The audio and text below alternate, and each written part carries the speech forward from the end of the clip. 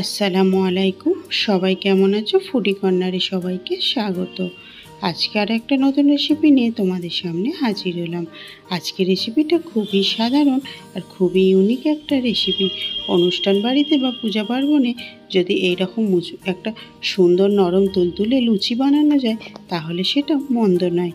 লুচি তো আমরা অনেকেই অনেক রকম খেয়েছি, কিন্তু এই যে সাদা তিলের লুচিটা হয়তো তোমরা প্রথমবার বানাবে বা প্রথমবার দেখলে।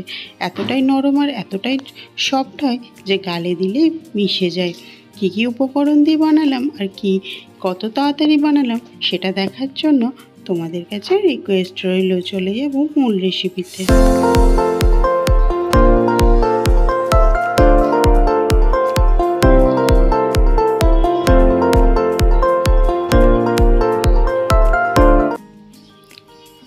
এই লুচিটা বানানোর জন্য এখানে আমি নিয়েছি মাত্র 1 কাপ আটা, 1 কাপ ময়দা।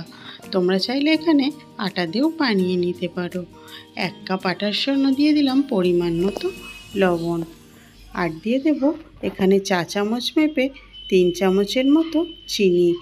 তিলের এই পুরিটা কিন্তু একটু মিষ্টি মিষ্টি খেতে বেশি ভালো লাগে, আর এই তিলের এই পুরিটা এমনিই খেয়ে ফেলা যায়। এর জন্য কোনো মাংস বা কোনো রকম তরকারি কোনো প্রয়োজন হয় না, নিমেষেই শেষ করে ফেলতে পারবে সবাই। দুটোর জায়গায় 4টে খেয়ে ফেলবে এই পুরিটা, এতটাই টেস্টি হয়। সঙ্গে দিয়ে দিলাম 1/2 চামচের মতো বেকিং পাউডার। সমস্ত শুকনো উপকরণগুলোকে হাত দিয়ে ডলে ডলে সুন্দরভাবে মাখিয়ে নিতে হবে, যাতে বেকিং পাউডারটা ময়দার সঙ্গে খুব সুন্দরভাবে মিশে যায়। মিনিট খানেকের মতো এরকম ঘষে ঘষে ময়দার সঙ্গে মাখিয়ে নিতে হবে। নর্মাল পানি দিয়ে এবারে একটা সুন্দর ডো বানিয়ে রেডি করে নেব। কম কম করে জল দিয়ে একটা সুন্দর সফট ডো রেডি করে ফেলবো। ডোটা কিন্তু খুব শক্ত করে মাখা যাবে না, একটু নরম রেখে ডোটাকে রেডি করে ফেলতে হবে। আর পুরি তিল দিয়ে এই লুচিটা কে কে খেয়েছো আমাকে কিন্তু কমেন্ট বক্সে জানিও। এরকম নরম করে মেখে নিয়ে এটাকে রেস্টে রেখে দেবো 10 মিনিটের জন্য। 10 মিনিট পর ফিরে আসলাম, আর রেস্টে রাখার ফলে এই ডোটা কিন্তু আগের থেকে অনেকটাই ফুলে গেছে আর আরও কিন্তু নরম হয়ে গেছে। ডোটাকে আবারও সুন্দরভাবে হাতে কিছুটা ময়দা নিয়ে আবারও মাখিয়ে নেব। সুন্দরভাবে মাখানো হয়ে গেলে এটাকে আমি একটা ছুরির সাহায্যে 4 ভাগে ভাগ করে নেব। 3 ভাগ আমি চাপা দিয়ে রেখে দেব, আর 1 ভাগকে সুন্দর করে হাতের তালুতে নিয়ে গোল করে একটা শেপ দিয়ে নেব। শেপ দিয়ে এটাকে একটা রুটির আকারে বেলে নিতে হবে, কিন্তু রুটির মতো বেলে নেওয়ার আগে কিছু কাজ বাকি রয়ে যাবে। এই সামান্য আবারও আটা ছড়িয়ে নিতে হবে। আটা ছড়িয়ে এর ওপরে আমি একটু তেল ব্রাশ করে নেব। সাদা তেল দিয়ে আমি এখানে তেল ব্রাশ করে নিলাম, বা এখানে চাইলে কিন্তু বাটারও দেওয়া যেতে পারে। এরকম তেল ব্রাশ করে নেব, আর একটা প্লেটে নিয়ে নিয়েছি কিছুটা পরিমাণে সাদা তিল। সাদা তিলের ওপরে এই ডোটাকে সুন্দরভাবে এইভাবে কোট করে নিতে হবে আলতো হাতে চেপে চেপে। তেলটা দেওয়ার কারণে তিলটা কিন্তু খুব সুন্দরভাবে সেট হয়ে যাবে। আর এর ওপরে আবারও হালকা একটু ময়দা ছড়িয়ে দিয়ে এটাকে এবারে রুটির মতো বেলে নিতে হবে আস্তে আস্তে। আর এটাকে কিন্তু খুব পাতলা করে বেলা যাবে না, একটু পুরু রেখে এটাকে বেলে নিতে হবে রুটির আকারে। ঠিক দেখো আমি এই রকম রেখে এটাকে বেলে নিয়েছি, আর এটাকে আমি সমান 4 ভাগে কোণ করে কেটে নেব। যার যেমন পছন্দ সে তেমন করে বানিয়ে নিতে পারো। এইভাবে না বানিয়েও লুচির মতো গোল শেপ দিয়েও কিন্তু বানানো যেতে পারে।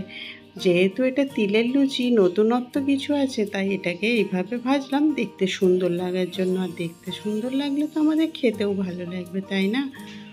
এইভাবে সবগুলোকে বেলে নিতে হবে। আবার তোমাদের সুবিধার জন্য আমি আরও একবার দেখিয়ে দিলাম। প্রথমে ওপরটাতে এরকম একটু তেল ব্রাশ করে নিতে হবে, তারপরে তিলের একটা প্লেটে তেল নিয়ে নিতে হবে, সাদা তেল, আর তিলের ওপরে এটাকে সুন্দরভাবে কোট করে নিতে হবে। তারপরে কিন্তু এটার ওপরে আবারও সামান্য একটু ময়দা ছড়িয়ে আলতো হাতে বেলে নিতে হবে।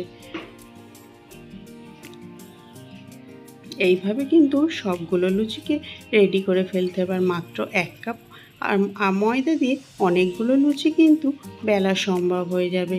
ঠিক আমি এইভাবে কেটে নেব সবগুলোকে।